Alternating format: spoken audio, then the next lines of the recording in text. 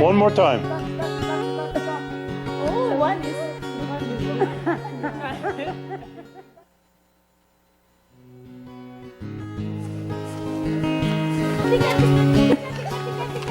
Louder. Tika, tika, tika, tika.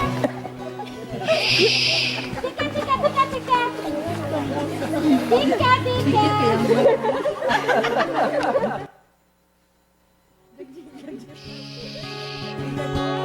Tika, tika, tika, tika. Ayoko.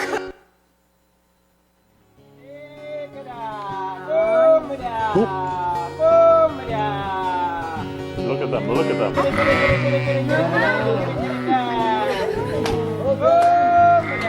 that amazing?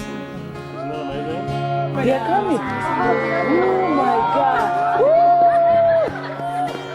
Oh my God.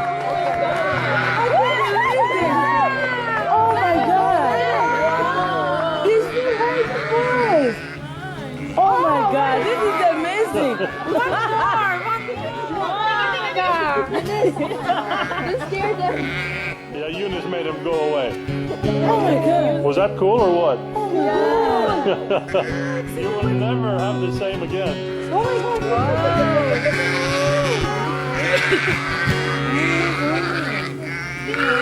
I can't believe the way they were coming.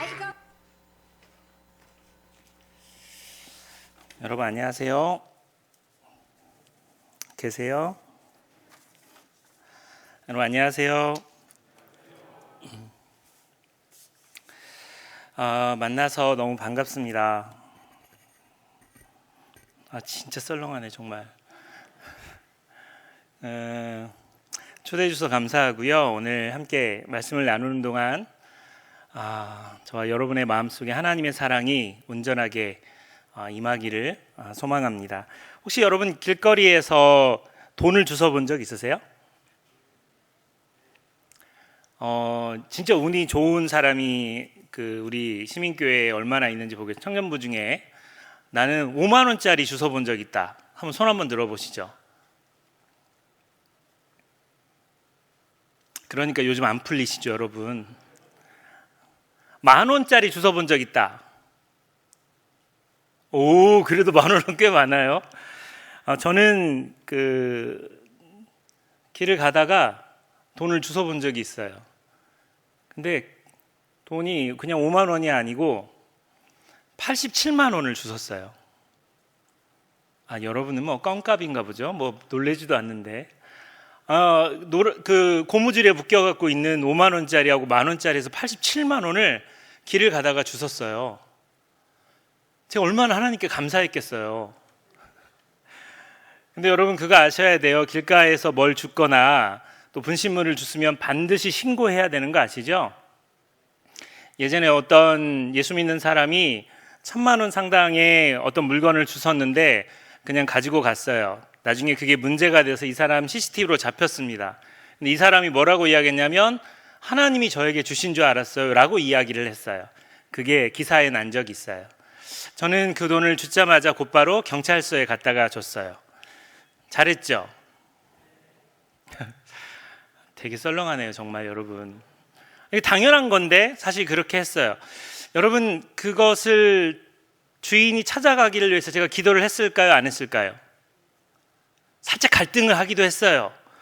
6개월 동안 찾아가지 않으면 국가에서 20%를 제외하고 나머지 금액을 저에게 줘요. 몰라요? 그렇게 돼요. 그러니까 제가 살짝 갈등은 했지만 정말 누군가 주인이 꼭 찾았으면 좋겠다. 87만 원이면 큰 돈인데 6개월 뒤에 저한테 연락이 왔어요. 안 찾아갔다는 거예요. 그래서 그 돈을 제가 60 얼마 정도를 받았어요. 제 아내한테 물어봤어요. 이게 꽤 오래된 한 4년 전 일이라 여보 내가 그때 그 돈 어떻게 했지? 제가 어떻게 했을까요? 제 아내가 저한테 이렇게 해줬어요. 당신 그때 헌금했잖아요. 정말 너무 답답한. 목사님 제가 그걸 헌금을 했어요. 그래서 제가 내가 좀 기특하다라는 생각을 가진 적이 있어요. 혹시 여러분 로또나 어떤 도박 같은 거 하시는 분들 계시죠? 제가 아는 목사님 사모님은 예전에 로또를 하신 적이 있어요. 하나님께서 기도 중에 번호를 주셨어요.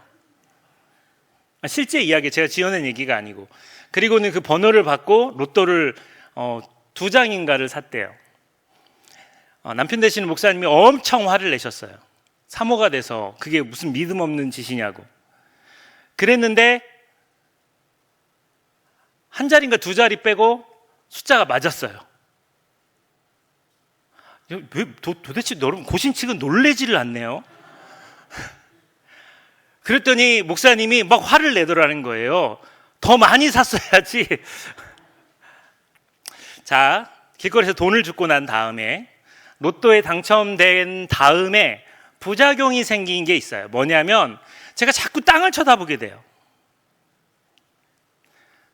또 그만한 수준의 돈을 주실 것 같은 예감이 들어서 자꾸 길을 가다가 자꾸 그걸 쳐다보게 되더라고요. 로또나 어떤 것에 당첨되려고 했던 경험이 있던 사람은 또 그것을 하게 되어 있어요. 하늘에 속한 사람들은 땅에 속해 있는 것들에 대한 관심을 끊어야 돼요. 그러지 않으면 이 땅에 속해 있던 것들에 의해서 이끌려 다닐 때가 많거든요. 우리는 하늘을 소망하고 하늘을 바라봐야 돼요. 그런데 그렇게 하지 못하기 때문에 우리는 핫플레이스를 찾아다니고 맛집을 찾아다니는 것에 열광할 때가 많아요.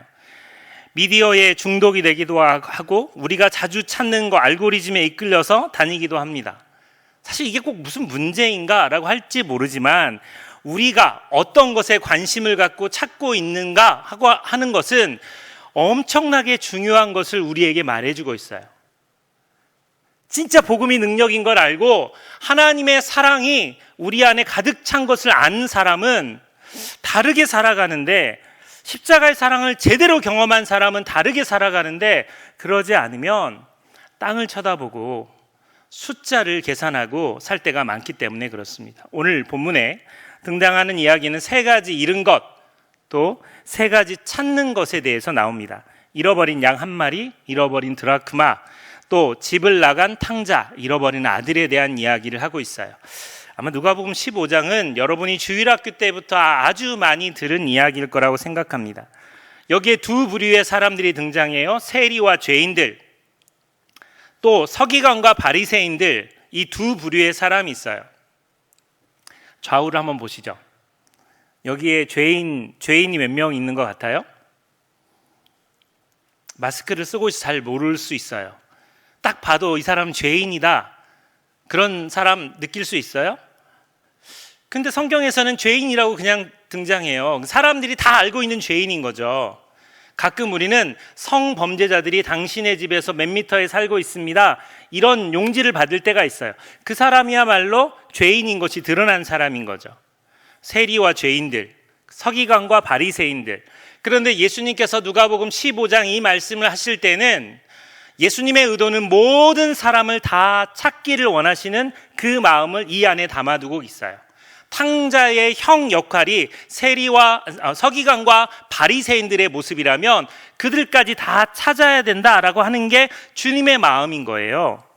또 재밌는 것은 처음부터 시작하는 양 한 마리, 드라크마, 그리고 사람, 이렇게 가치가 이동합니다. 양 한 마리 뭐 잃어버릴 수도 있어요. 드라크마 잃어버릴 수도 있어요. 사람은 좀 가치가 있는 것처럼 보여요.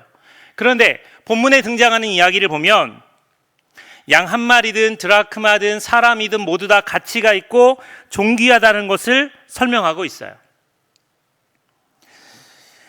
여러분이 다니고 있는 학교, 여러분이 받고 있는 월급, 여러분이 살고 있는 집, 여러분이 타고 다니는 차가 여러분의 가치를 설명하지 않아요. 그런데 자꾸 이 세상은 그것으로 나를 값을 매기는 거예요. 세상이 안 먹여도 내 스스로가 그것으로 가치를 매기는 거죠. 요한복음 10장 10절에 보면 도둑이 오는 것은 도둑질하고 죽이고 멸망시키는 거예요. 여기서 도둑은 마귀를 이야기합니다. 그런데 예수님이 오신 이유는 양들로 풍성한 삶을 살게 한다, 이것이 예수님이 오신 목적이에요. 경제협력개발지구라고 하는 OECD라고 하는 곳에서 2020년도 삶의 질, 그러니까 삶의 만족도를 묻는 설문을 했습니다. 여러 문항 중에 여러분한테도 한번 물어보세요. 내가 필요할 때 도움을 받을 수 있는 친구나 친척이 있는가? 이런 종류의 문항이에요. 부모와 자녀와 함께하는 시간은 얼마인가? 일과 삶의 균형은 이루어지고 있는가? 지금 현재 내 건강은 만족스러운가? 여러분, 이 이야기를 OECD 국가 중에서 우리나라가 33개 국가 중에서 우리나라가 몇 등 한 줄 아세요? 32등 했어요. 물질적인 어떤 가치나 질은 높아졌어요. 근데 삶의 질은 우리가 너무 많이 떨어진 거죠. 제가 일본을 처음 여행했을 때 이거 당연한 건데 깜짝 놀란 게 뭐냐면 시내버스가 내 앞에서 서요.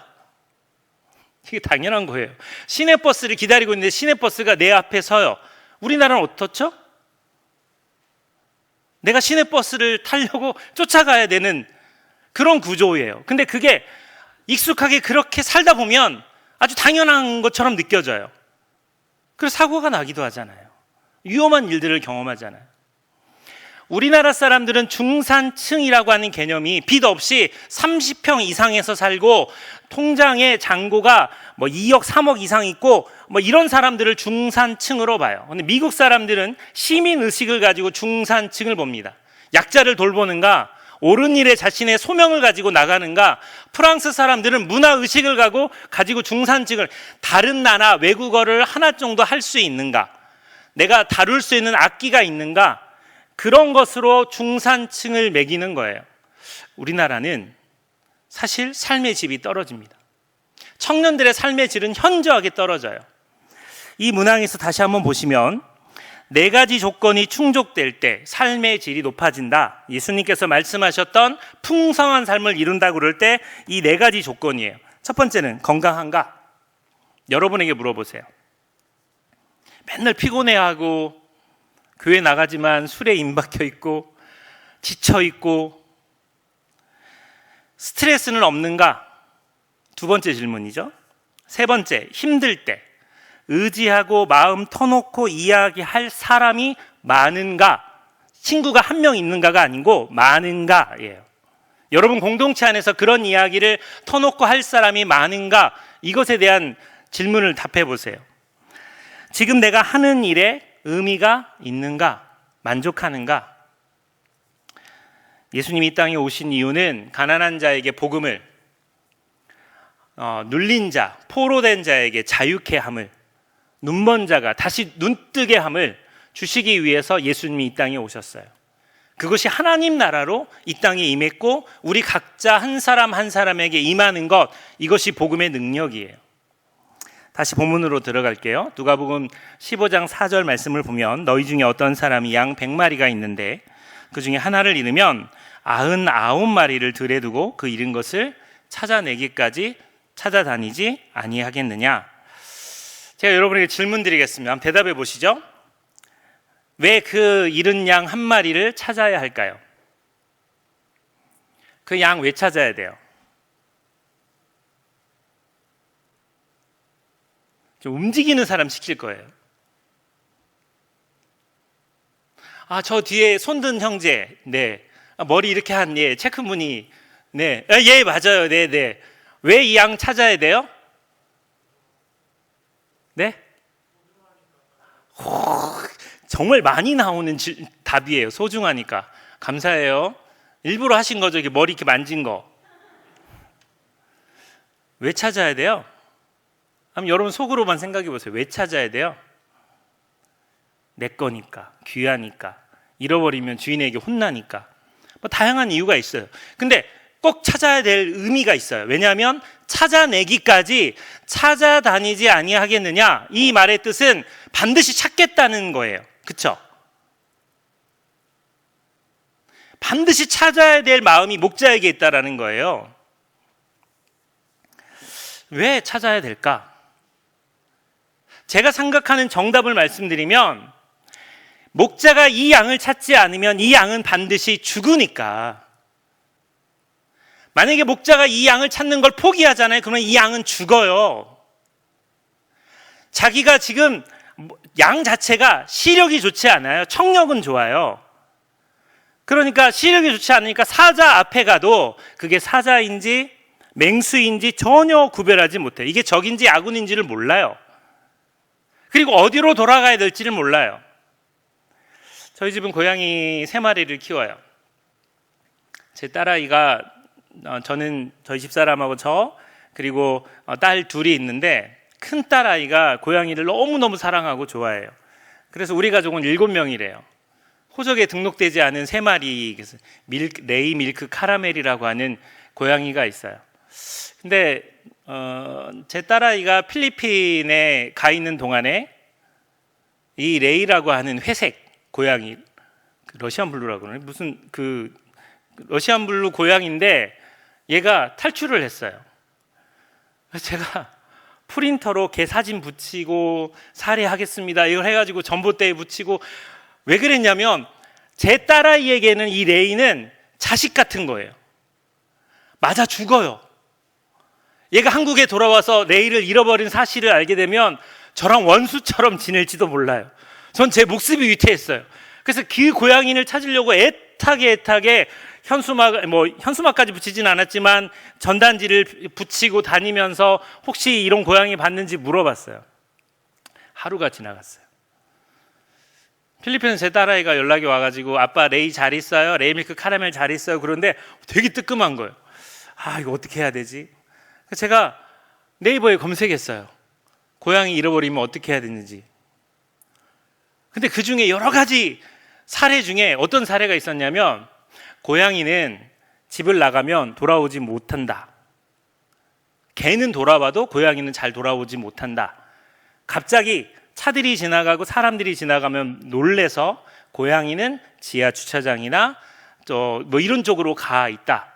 그래서 제가 갑자기 지하 주차장이라는 단어에서 지하 주차장, 우리 집 근처에 지하 주차장이 어딨지? 하고는 그 레이가 먹던 사료, 그 다음에 개의 개가 아니고 고양이의 오줌, 그런 거 있잖아요. 개 냄새가 나는 거, 이런 거 다 거기서 알려주는 대로 그걸 들고 가면서 애타는 마음으로 지하 주차장에서 레이를 불렀어요.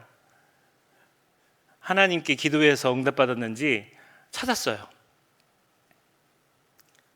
여러분, 어느 타이밍에 좋아하고 어느 타이밍에 놀래고 이런 걸 전혀 모르는 공감 능력이 떨어지는 청년분가 봐요. 찾았어요.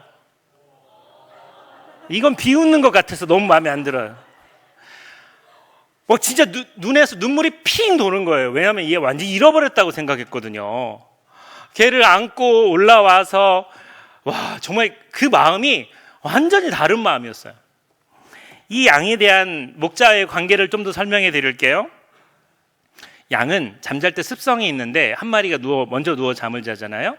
그러면 다른 양이 그 위에서 잠을 잡니다. 이유는 잘 모르겠어요. 그리고 또 다른 양이 그 위에 올라갑니다. 우리 수학여행이나 이런 데 가면 샌드위치 같은 거 하잖아요. 한 명 깔아놓고 이불 덮어놓고 그 위에 막 올라가잖아요. 굉장히 위험한 놀이인데 그 놀이가 재밌어서 그렇게 하다가 사고가 나는 경우가 있어요. 예수님이 탄생하신 날도 목자들이 양 곁에서 잠을 자던 이유도 다른 맹수들에게서 이 양을 보호하는 이유도 있지만, 그와 같은 유사한 일이 많았기 때문에 잠을 자다가 양의 신음소리를 들으면 목자는 반드시 그 양떼에게 가서 확인합니다. 그러면 꼭 그런 현상이 벌어져요. 그러면 한 마리 한 마리 내리고 마지막 깔려있는 양을 구해주는 거죠. 그러면서 그 양이 지연이다 그러면 아이고 지연아 너는 왜 이렇게 맨날 깔려있냐 그러면서 그 양을 쓰다듬고 괜찮아? 그리고는 양을 토닥토닥 해주는 거죠. 양은 콧물을 자주 흘려요.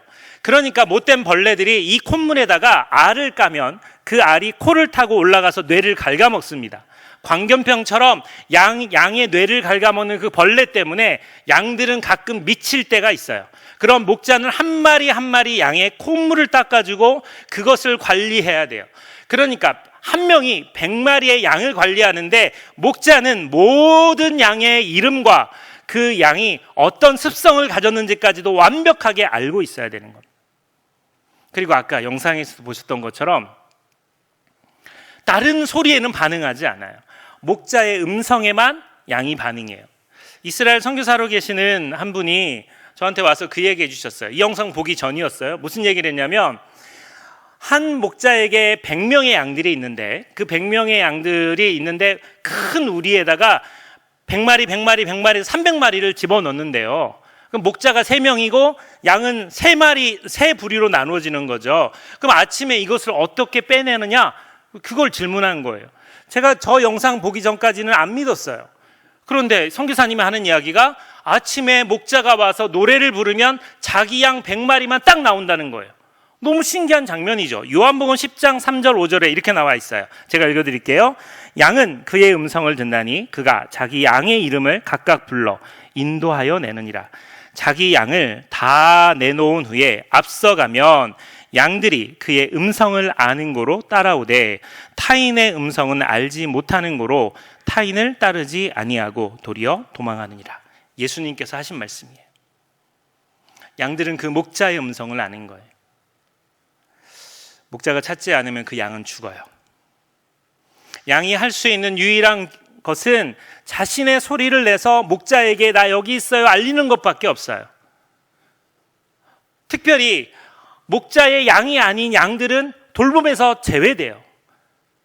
그들도 이 목자의 양이 되는 게 굉장히 중요합니다. 안 그러면 죽어요. 99년 2월 13일 평택에서 고3짜리 여학생이 실종됐습니다. 이름은 송혜희라고 하는 여학생이에요. 그 아이는 어떤 영문인지 사라졌어요. 마지막 버스를 타고 내리면서 한 명의 이상한 남 아저씨가 따라 내린 것까지는 버스 운전기사가 이야기를 했고 그 뒤에 행방불명이 됐습니다. 송혜희라고 하는 이 고3짜리 여학생이 실종된 이후 그의 어머니는 7년 만에 극단적인 선택을 했고 자살하고 말았습니다. 송길용. 송혜희 씨의 아버지 송길용 씨는 99년부터 딸을 찾기 시작합니다. 단 한순간도 딸을 포기한 적이 없어요. 지금까지도 그분은 현수막을 걸고 팜프렛을 돌리며 자기 딸을 찾습니다. 99년도에 그 딸의 모습이 20년 뒤에는 이런 모습일 거라고 가상에 합성한 그림까지도 붙여가며 찾고 또 찾고 찾아요. 저는 이 아저씨를 우연하게 2번이나 고속도로 휴게소에서 만났어요. 한 6년 전, 5년 전에 이분을 만났을 때 그냥 제가 음료수라도 하나 건네면서 수고하신다고 고생하신다고 그렇게 이야기했던 적이 있어요. 그리고 마지막 뵀을 때는 한 2년 전입니다.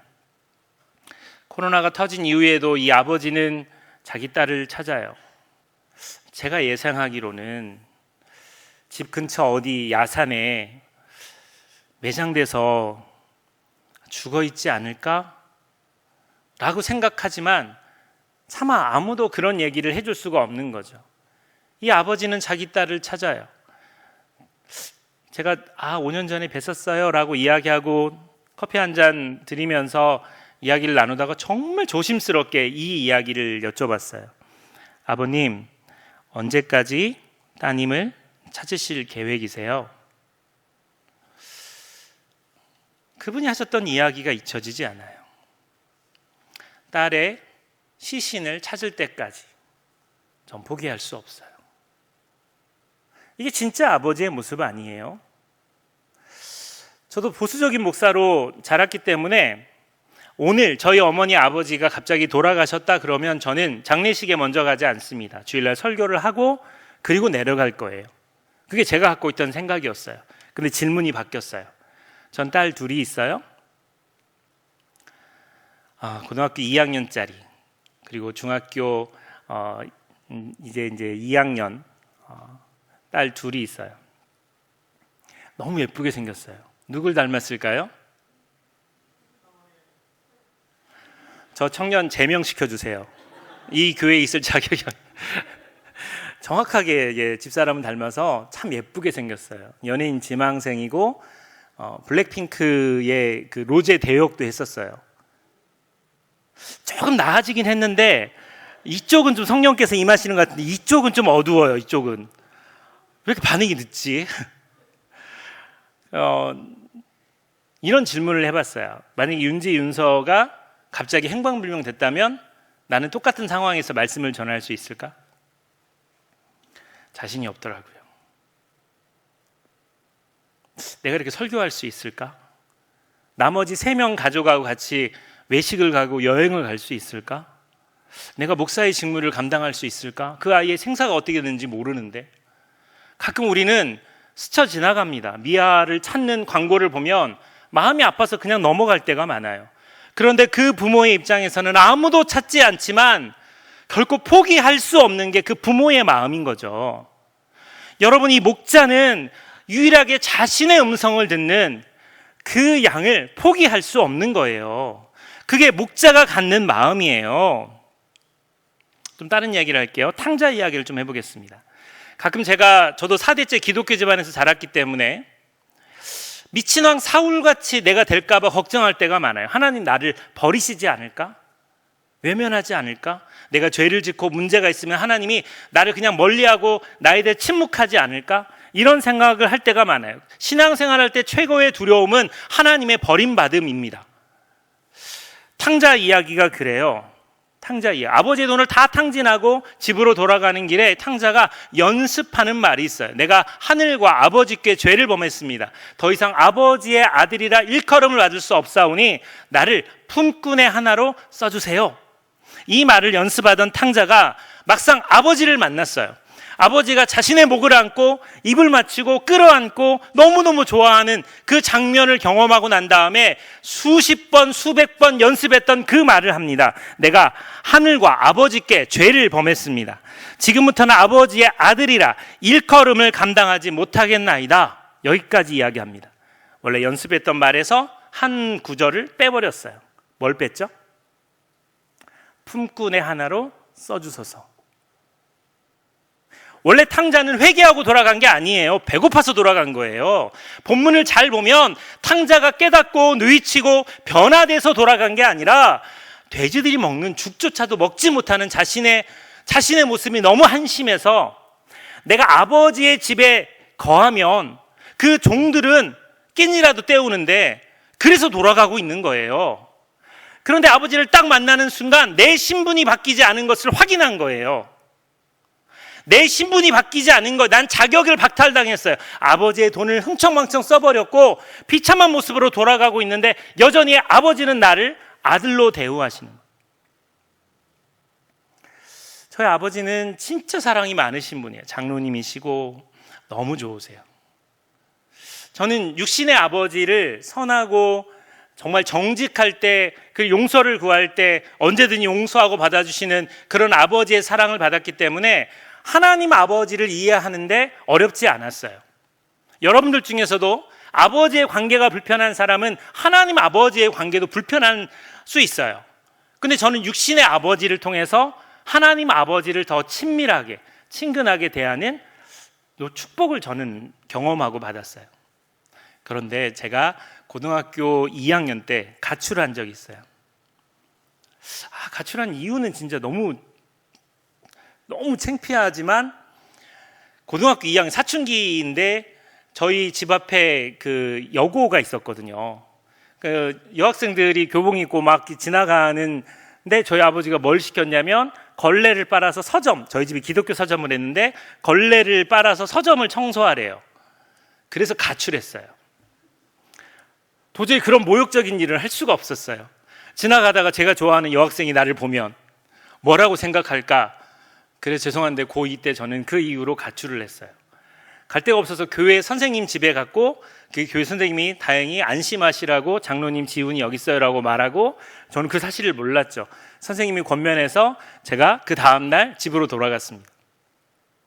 집에 딱 들어갔는데 누가복음 15장에 이 탕자의 아버지를 기대하고 들어갔어요. 저희 아버지 장로님이고 신앙도 좋으니까 당연히 목을 끌어안고 입을 맞추면 좀 이상하죠?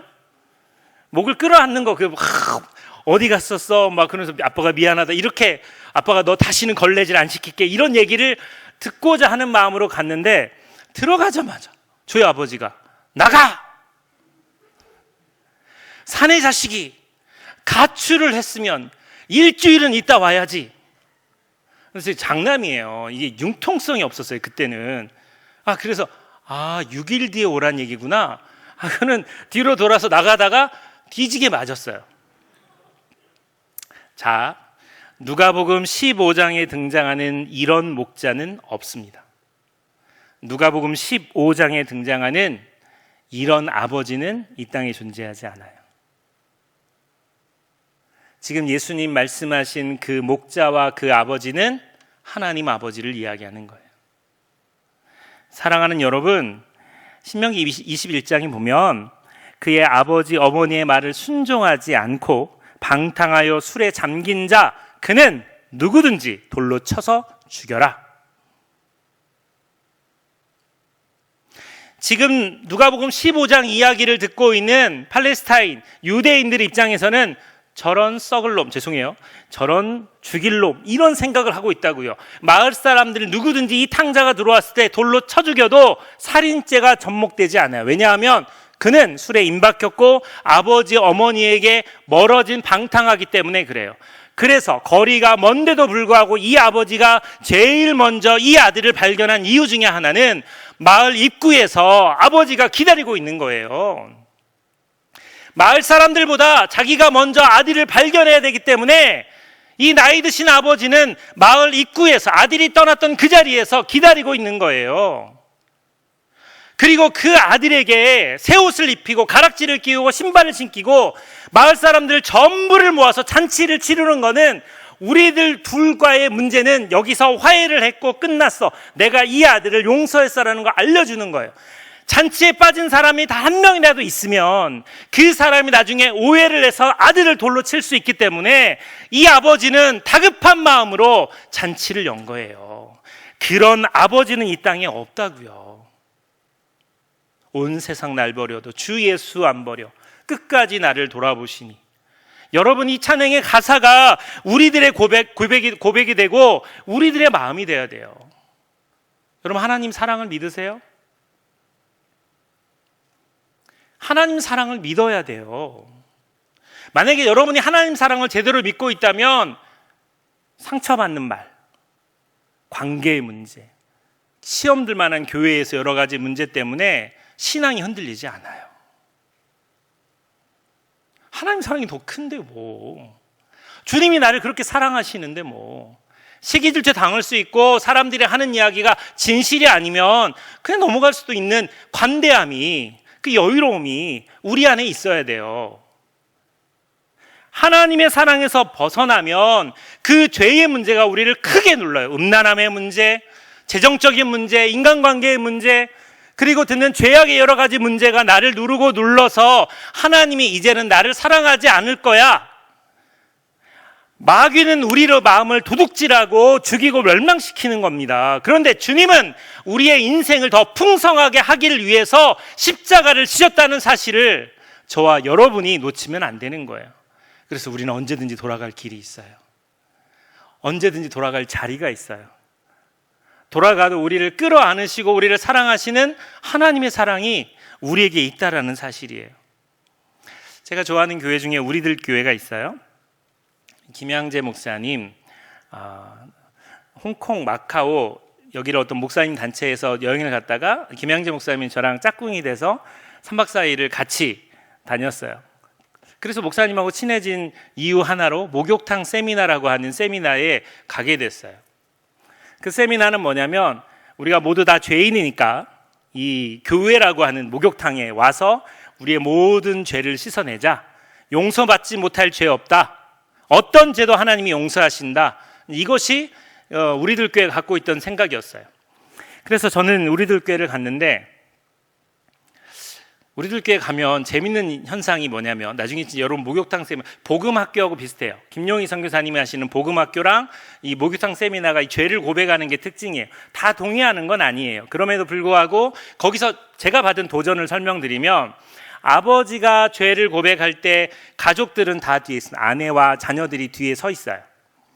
엄마가 죄 고백하면 또 남편과 자녀들이 뒤에 서 있어요. 독특한 구조에 북한식이에요. 좀 끔찍하기도 해요.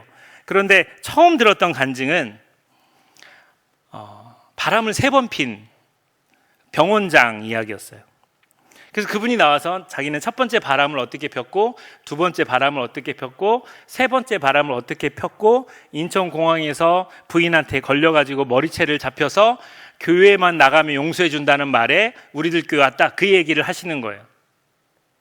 그래서 바람피다 걸린 사람들이 들어가는 셀, 목장이 있는데 바람 목장이 있어요. 거기에 목자, 셀 리더도 바람피다 걸린 사람이어야 돼요. 재밌는 구조예요. 꽃뱀 목장도 있어요. 여성분들이 들어가는. 근데 그분들이 그런 얘기를 하는데, 자기는 3번 바람을 폈기 때문에 담임 목사님이, 당신은 3번이나 바람 폈기 때문에 또 필 가능성이 있으니 매주마다 새가족들이 오면 간증하세요. 그래서 매주 새가족반 앞에서 간증을 하는 거예요.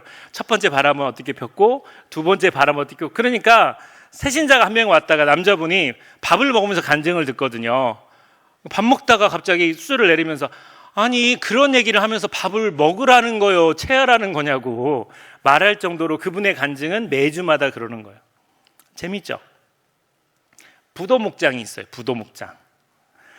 어떤 분이 부도가 났어요. 인쇄업을 하던 분인데, 그래서 보험을 잔뜩 들고 경부선을 달리면서 교통사고 나서 이 보험금으로 빚을 탕감받자라고 생각하고 판교 쪽을 달리다가, 우리들 교회가 판교에 있거든요. 거기 현수막이 붙어 있어요. 거기 뭐라고 써 있냐면 그럼에도 살아야 합니다라고 하는 그 주에, 그 달에 어떤 표가 있었어요. 그분이 그것을 하나님 메시지로 알고 교회를 안 다니신 분이셨는데 차를 돌려서 거기를 찾아갔어요. 그리고는 김양재 목사님을 만났고, 그리고는 김양재 목사님이 부도 목장에 가라 그래서 부도 당한 사람들이 모여있는 목장에 가서 주일날 참석했어요. 그리고는 그 목자가 오늘 어떻게 오셨냐고 하니까 눈물 콧물을 쏟으면서 자기가 자살하려고 했던 이야기, 자기가 얼마나 끔찍한 일을 경험했는지를 설명하면서 그랬는데, 그 목자가 근데 선생님 얼마 정도 부도가 나셨어요? 그랬더니 2억이요 뭐 이렇게 울었어요. 그랬더니 앉아있던 사람들이 빵 터져갖고 막 웃는 거예요. 그래서 이 새신자가 시험에 들었어요. 나는 목숨이 왔다 갔다 할 만한 위기에 교회를 왔는데 내 얘기를 듣고 웃는 건 예의가 아니지 않냐고. 근데 사람들이 웃음을 그칠 생각을 안 하고, 죄송하다고, 저희 부도 목장은 70억부터 들어올 수 있어요. 저 형님이 70억이고 이분은 170억, 250억, 지금 저분이 제일 많은데 350억 정도 돼요. 근데 선생님 2억은 저희한테는 이자? 그러면서 그분들 이야기를 한 바퀴 듣고 난 다음에 이분이 힐링이 된 거예요. 우와, 진짜 나는 별것도 아니구나. 살아야 될 이유를 찾은 거죠. 교회는 그런 곳이어야 돼요. 묵은 감정을 가지고 계속 응어려져 있는 게 아니에요. 예수 안 믿는 사람들은 술 한잔 먹고 털어버릴 수 있어요. 예수 믿는 사람들은 끙끙 갖고 다니잖아요. 화해도 안 하고 용서도 안 하고. 그래서 하나님의 사랑을 경험할 겨를이 없는 거예요. 진짜 하나님의 사랑을 느낀다면 용서하지 못할 죄인이 없어요. 제가 들었던 간증 중에 여자분 한 분이 나와서 간증을 했고, 뒤에 또 한 자매가 서 있었어요. 저 두 사람의 관계는 뭘까? 동성애자들이었어요. 자기도 모태신앙이고 저 뒤에 있는 언니도 모태신앙인데 우리는 동성애자입니다. 레즈비언이에요. 그런데 어쨌든 교회는 나가야 되니까 우리를 전혀 모르는 곳으로 가서 사촌 언니랑 같이 지방에서 올라와서 같이 살고 있어요 라고 말하고 3년 동안 다녔는데, 성령께서 그렇게 하지 말라고 하는 사인을 줘서 자기의 죄를 커밍아웃 한 거예요. 지금은 그 관계를 청산하고 하나님께로 돌아왔어요. 여러분 아시는 교회 오빠 아시죠? 고 이관희 집사 이야기. 우리들 교회 집사님이세요. 저는 그 어떤 것도 하나님의 사랑에서 끊을 수 없다는 걸 믿습니다. 저는 그 어떤 것도 하나님의 사랑보다 큰 것이 없음을 믿어요. 우리의 모든 죄악이 아무리 붉어도 동이 서에서 먼 것처럼 우리가 용서를 구하면 우리의 죄가를 옮겨주시는 게 하나님이세요. 그래서 우리가 돌아갈 이유가 있는 거예요. 우리가 범죄하고 잘못했어도 신앙이 미지근해지고 기도를 잘 못해도 돌아갈 이유가 있는 거예요. 여러분 고등학교 때 정말 친했던 친구가 있어요. 그냥 전화를 하면 3시간, 4시간도 전화할 수 있는 친구가 있었어요. 근데 한 5년 정도 떨어져서 연락이 없다가 다시 연결이 되잖아요. 그러면 써먹해요. 어디부터 어떻게 이야기해야 될지를 모르는 거예요. 하나님과의 관계가 그래요. 기도가 그렇습니다. 코로나가 빵 터지고 난 다음에 전도할 수가 없는 거예요. 교회 문을 닫았으니까. 대면 예배가 없으니까. 지금도 수없이 많은 이단들은 그들은 예배를 드리고 그들은 성경 공부를 진행해요. 그러니까 제가 아는 변호사님이 그 얘기를 하는 거예요. 우리 가족들 다 이단에 넘어갔어요. 교회는 갈 데가 없는데 이단들은 계속해서 예배를 드리고 이단들은 계속해서 성경 공부를 하는데 목사님 이거 뭐가 잘못된 거 아닌가요? 사람들을 전도하고 구원하고 변화시켜야 되는 게 우리들의 사명이에요. 그건 우리가 당연히 해야 될 일이에요. 지금 이 예배당에 나오지 못한 청년들, 내 지체들 같이 예배해야 되고 하나님 만나야 될 사람들을 우리가 구하고 그들에게 권면하는 건 우리가 해야 될 일이에요. 그런데 그 마음을 놓쳐버린 거죠. 그리고 그렇게 예배를 안 드리는 시간 동안 우리는 신앙이 바닥났다고 생각해요. 우리는 그럴 수 있어요. 그러나 하나님의 사랑은 절대로 끊을 수 없음을 저와 여러분이 믿으시기를 주님의 이름으로 축원합니다. 어쩌다 어른이라고 하는 방송에서 이수정이라고 하는 사회심리학자, 범죄심리학자인 분이 아주 재미있는 이야기를 했어요. 소년원에 있는 프로그램 중에 기적의 프로그램이 있는데 그것은 제빵 기술을 가르치는 프로그램이래요. 이거는 재범률 제로래요. 그러니까 제빵 기술을 배운 아이들은 다시 소년원으로 들어오지 않고 사회에 적응을 잘한대요. 그러면서 세 가지 이유를 댔어요.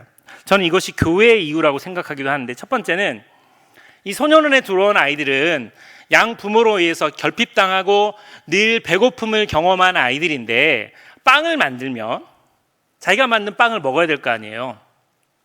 그 재료를 계속 먹다가 보니까 처음으로 배부름을 경험하는 거예요. 두 번째는 그 빵을 만든 날 재소자, 같은 수감되어 있는 재소자 아이들은 얘만 들어오기를 원하는 거예요. 왜요? 빵 만들었으니까, 간식이 없으니까 그 빵이라도 먹고 싶어서. 그래서 남은 재료들을 가지고 들어오면 너 왜 이렇게 늦게 왔어? 빨리 빵 줘봐, 빵 줘봐. 그리고 먹으면 야, 지난번엔 짰는데 야, 이번엔 진짜 빵집 것 같다. 너 나가서 빵집에도 괜찮겠다. 처음으로 인정이라는 걸 받는 거예요.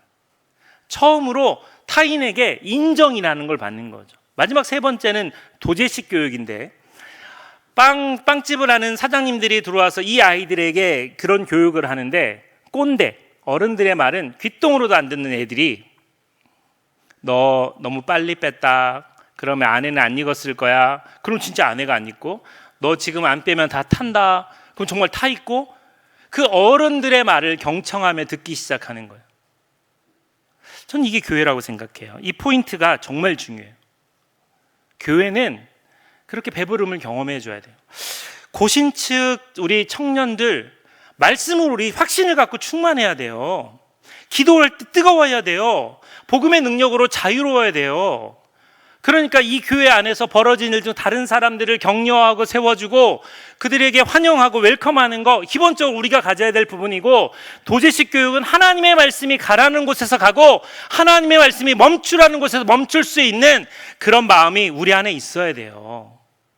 주님은 그런 사람들을 기뻐하시는 겁니다. 스바냐 3장 17절, 너의 하나님 여호와가 너희 가운데 계시니 그는 구원을 베푸실 전능자시라. 그가 너로 인하여 기쁨을 이기지 못하며 너를 잠잠히 사랑하시며 너로 인하여 즐거이 부르며 기뻐하시리라. 우리는 아버지의 기쁨이에요. 저를 보세요. 우리는 아버지의 기쁨입니다. 하나님이 우리를 보시면 기쁨을 이기지 못하여 하실 정도로 우리를 사랑하시고 기뻐하시는 거예요. 아이들이 어렸을 때, 저는 고등학교 때부터 딸을 달라고 하나님께 기도했어요. 늦었어요, 여러분. 지금 기도해도 딸 주지 않을지도 몰라요. 전 진짜 아들, 형제 둘 있는 집안에 자라서 딸 달라고 기도를 그렇게 많이 했어요. 근데 두 딸이 태어났는데 애들이 애교가 얼마나 많은지, 얼마나 사랑스러운지 몰라요. 이 짤이, 제가 목표가 뭐냐면 내가 청소년 사역을 잘하는 것도 중요하지만 내 딸이 청소년이 됐을 때 가장 친밀한 아빠가 되겠다라고 하는 게 제 삶의 목표였어요. 저는 그걸 이뤘다고 생각해요. 여러분 지금도 만나면 저한테 와서 앵겨요. 나중에 여러분 무뚝뚝한 딸들을 낳으시기를 주님의 이름으로 축원합니다. 이거 경험하지 않은 사람 몰라요. 이게 얼마나 기쁜 일이면 그 아이가 고민하는 것들을 저에게 이야기를 해주고 그 이야기를 충분하게 나눠주는 그런 관계를 유지할 수 있는 게 너무 기쁨이죠. 그런데 어렸을 때는 그 아이가 그냥 뒤집기만 해도 막 박수치고 좋아하고 뒤뚱뒤뚱 걷기만 해도 막 좋아해요. 근데 사춘기가 되면서 부모 간의 충돌이 일어나거든요. 여러분, 우리도 그렇게 생각한다고요. 사춘기, 오춘기, 갈등을 일어나는 그런 관계로 생각하니까 하나님은 그런 나를 우리 아버지 어머니처럼 별로 탐탁치 않게 생각할 거야. 못마땅하게 생각할 거야. 하나님은 그러지 않으세요. 우리의 푸르던 날부터 우리가 주름진 얼굴이 될 때까지도 하나님은 끝까지 우리를 고왔던 모습 그대로 사랑하시는 게 하나님의 사랑이에요. 그래서 우리를 찾고 또 찾으시는 거예요. 말씀을 맺으면서 여러분, IMF 때 그 IMF가 터지고 난 다음에 사람들이 자살하는 게 별로 없었어요. 근데 딱 2년 지나고 난 다음에 자살자가 급증했습니다. 사스 발병 이후에 2년 뒤에 자살자가 급증했어요. 그 원인을 봤더니 IMF나 사스나 이런 재난이 왔을 때 그들은 어떻게든지 버텨보려고 노력을 했어요. 근데 2년째 되던 그 해에 자신들의 노력이 아무런 의미가 없다는 것을 알고 스스로 목숨을 끊는 사람들이 많아진 거죠. 코로나 2년, 지금 그 시기가 가까이 오고 있어요. 정말 수없이 많은 사람들이 너무 비참하고 어려운 마음들을 갖고 있어요. 2020년 미국에서 170만 명이 주님께로 돌아왔다는 통계가 있어요. 미국의 빌리 그레함 복음주의 협회에서 나온 보고입니다. 이 수치는 1919년에 140만 명보다 약 30만 명이 더 늘어났어요. 이유는 우리도 뉴스를 통해 봤지만 코로나19로 인해서 사망자가 가장 많이 발생하던 그 시기에 빌리그레함 재단에서는 어떻게 했었냐면 24시간 전화 상담 부스를 마련했어요. 어떤 어려움이든지 어떤 고통이든지 도움이 필요하시다면 언제든 연락 주십시오. 우리가 여러분을 돕겠습니다. 이 광고와 함께 교회가 그들의 소리를 경청하고 들었어요. 그리고 그때 복음으로 돌아온 사람이 30만 명이나 늘었다는 사실이에요.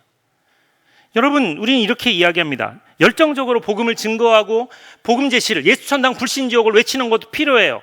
정말 바로 앞에 있는 사람 영적으로 심각한 문제가 있어서 100% 복음을 증거하고 예수님의 보혈의 능력으로 자유케 되는 것도 필요합니다. 근데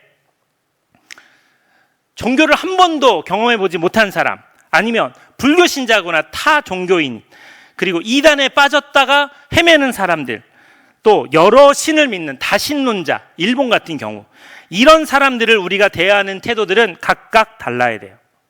그들의 니드가 뭔지, 그들의 필요가 뭔지. 이단에 빠진 사람에게 복음에 대한 이야기를 하면 그들은 자신들의 이야기를 꺼낼 거라고요. 그렇죠? 동의하세요? 이게 굉장히 중요합니다. 예수님 말씀하실 때 주부들에게는 누룩이 있는 빵을, 또 어부들에게는 물고기 이야기를, 농부들에게는 씨 뿌리는 비유를, 다양한 시청각 자료를 통해 사람들을 이해하기 쉽게 은유적으로 표현하셨고 그들을 돌아오게 하시는 마음을 품었어요.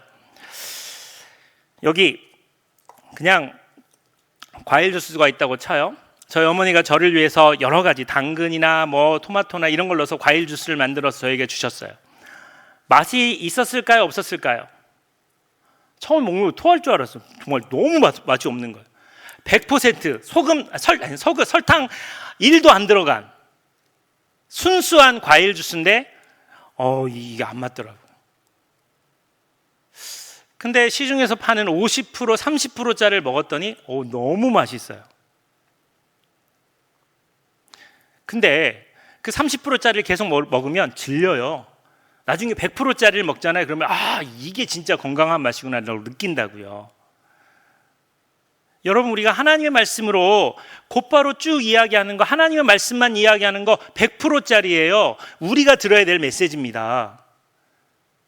그런데 예수를 믿지 않는 사람, 아까 이야기했던 것처럼 타종교인, 믿다가 떠난 사람, 신을 믿지 않는 무신론자, 그리고 여러 명의 신을 믿는 다신론자, 그리고 이단에 빠졌다가 나온 사람, 이런 사람들에게 이야기할 때 100% 이야기하면 잘 못 알아들어요. 아이가 태어났는데 100일도 안 된 아이에게 야, 인삼이 그렇게 좋아? 6년근 홍삼 이런 걸 갈아가지고 아이에게 주면 먹어요? 그 아이는 유아식을 먹어야 될 그런 아이들이고, 그 아이가 나중에 성장했을 때는 몸에 좋은 거 먹을 수 있죠. 혹시 반주해 주실 수 있는 분이 계시면 반주를 좀 해주셨으면 좋겠어요. 저는 동양물산이라고 하는 TYM이라고 하는 그곳에서 12년 정도 말씀을 전했어요. 월요일 아침이 되면 남자들 한 300여 명이 이렇게 자기들 유니폼을 입고 앉아 있어요. 여러분 상상해 보세요. 월요일 날이 되면 그런 사람들이 쫙 앉아가지고는 설교를 듣습니다. 근데 그 중에서 예수를 믿는 사람들은 한 5%? 95%는 사실 교회를 안 다니는 사람들이에요. 더 놀라운 거는 창원이라고 하는 지역에서 익산공장으로 왔기 때문에 불자들이 많아요. 근데 그 사람들 앞에서 회장님의 지시라 예배를 드리는 거예요. 그 예배 드리는 시간은 그 350명의 사람에게 월급이 지급이 돼요.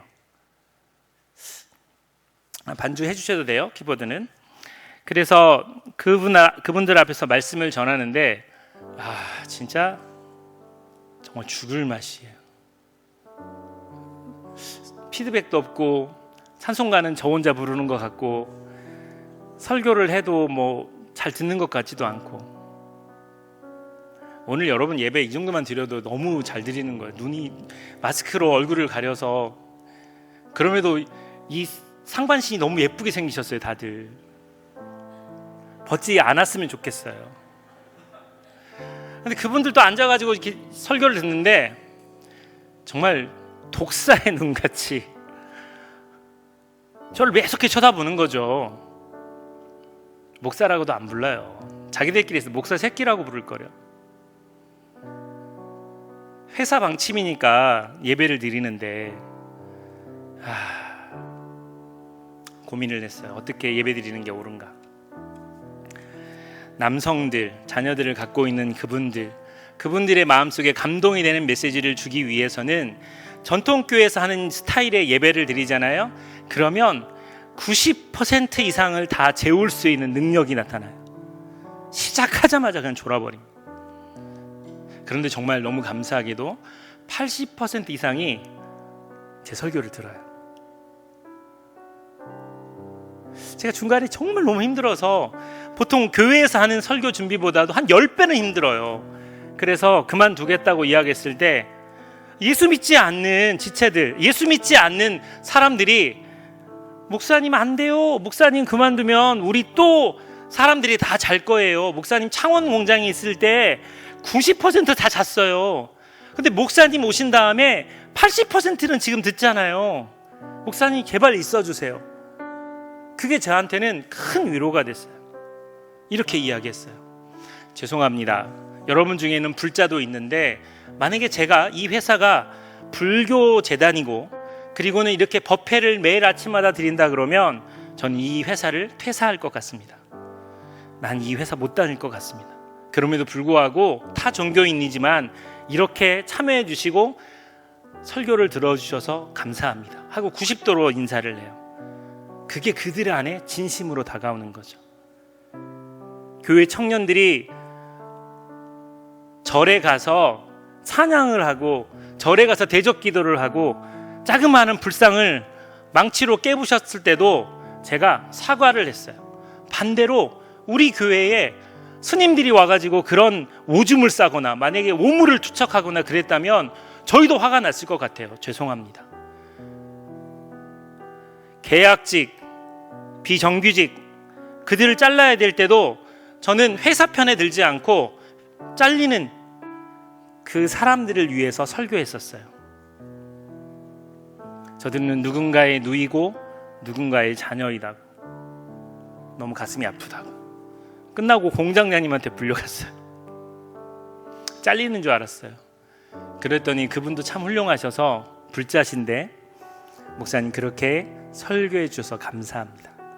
목사님이 회사 편에 설교를 하지 않고 직원들 편에 설교해서 감사합니다. 그리고는 사람들 마음속에 기독교인, 목사, 제가 이렇게 이야기하거든요.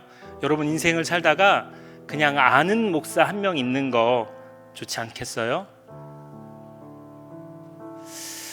코로나가 터져서 예배를 드릴 수 없는 상황이 한 1년 반 정도 됐습니다. 그런데 공장장님이 불자시거든요. 저한테 전화가 왔어요. 꼭 술을 드시면 전화하세요. 진심이 나오는 거죠. 목사님, 예배를 안 드리니 공장이 너무 썰렁하고 예배를 안 드리니 우리의 마음의 근본이 흔들리는 것 같아요. 제가 공장 구석구석에 스피커를 앰프를 다 연결해가지고 목사님이 녹음해서 말씀을 전해주시면 점심시간 때라도 틀어드릴 테니까 그렇게 예배하면 안 돼요? 여러분, 이런 타이밍에 놀라셔야 되는 거예요. 너무너무 감동이었어요. 그분들이 술자리 갔다가 가끔씩 전화를 해요. 목사님, 우리 아무개 부장, 아무개 과장이랑 같이 있는데요, 목사님이 얘기하고 있어요. 막 그러면서 술만 먹으면 이 경상도 분들이 사랑 고백을 해요. 목사님 사랑합니다. 목사님 좋아합니다. 전 누군지를 모르는 분들인데, 근데 그 얘기 하더라고요. 목사님, 저는 불자예요. 교회를 안 다녀요. 근데 제 딸아이가 교회를 다녀요. 그런데 그 아이가 교회 나가라고 그렇게 이야기를 전도를 많이 했는데 요즘은 제가 할 말이 있어요. 야, 나 월요일마다 교회 가. 목사님이 와서 예배 드려줘. 거기가 교회야. 그래서 저희 교회는 움직이는 교회예요. 코로나 이후에 어떻게 우리가 복음을 증거하고 어떻게 그들을 위로할지, 여러분, 코로나 지나가고 있는 그 2년 기간 동안 이제 정말 우리가 특별한 관심으로 돌보지 않으면 여기에 있는 우리들의 마음도 무너지고 낙심되고 어려운데, 하나님이 없는 사람들은 얼마나 강팍하고 어려운 경험들을 하겠어요. 저는 연예인 사역을 하려고 하는 이유도 다음 세대에 희망이 없어요. 1000명의 목회자 중요하죠.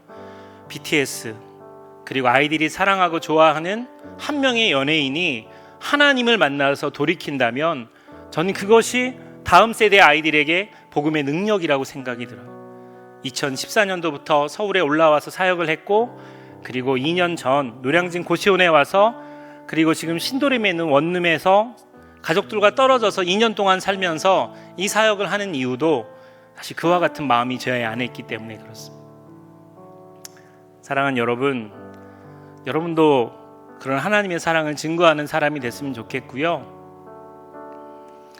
여러분 안에 그 하나님의 뜨거운 사랑을 전하지 않고는 견디지 못하는 마음이 있었으면 좋겠어요. 제주도 서귀포 성결교회 김철상 목사님이라는 분이 계신데, 국민일보에 이분이 칼럼을 낸 이야기를 소개하고 말씀을 맺으려고 합니다. 장로님 한 분이 계신데 그분이 목사님과 다툼이 있어서 교회를 떠나셨어요. 보통은 다른 교회를 가시는데 이 장로님은 무려 5년 동안 교회를 나가지 않았어요. 하나님 없어, 그딴 거 없어, 교회도 안 다녀. 그리고는 방황하기 시작한 거죠. 어느 날 선술집에서 술을 마시고 있는데, 제주도는 무속신앙이 강합니다. 무속인들이 많아요. 술집 안에서 한 무속인이 다른 사람에게 점을 쳐주고 있는 상황이 벌어졌고, 그러다 갑자기 이렇게 이야기했어요. 내가 지금 점괘를 치려고 하는데 내가 부리는 신이 오지 않는다. 이 안에 혹시 교회 다니거나 예수 믿는 사람 있으면 잠시 나가달라. 그 사람 때문에 점괘가 나오지 않는다. 이런 얘기를 한 거예요. 그러니까 다른 사람들이 끼어보셔. 교회 다니고 예수 믿는 사람이 여기서 술을 먹으면 그 사람이 교회 다니는 사람이요? 라고 이야기하자 그 용한 점쟁이가 두리번거리다니 그 장로님을 지목하면서 당신 때문에 점괘가 나오지 않으니 잠시 자리를 비워달라고 요청합니다. 그 장로님은 그 술집 바로 앞에 있는 큰 느티나무에 얼굴을 비비고 끌어안아 이렇게 고백했다고 합니다. 주님, 나는 주를 떠난 지 5년이지만 주님은 내 안에 있는 주의 영을 거두지 않으셨군요. 단 한순간도 하나님 우리를 포기하시거나 우리를 놓친 적이 없으세요.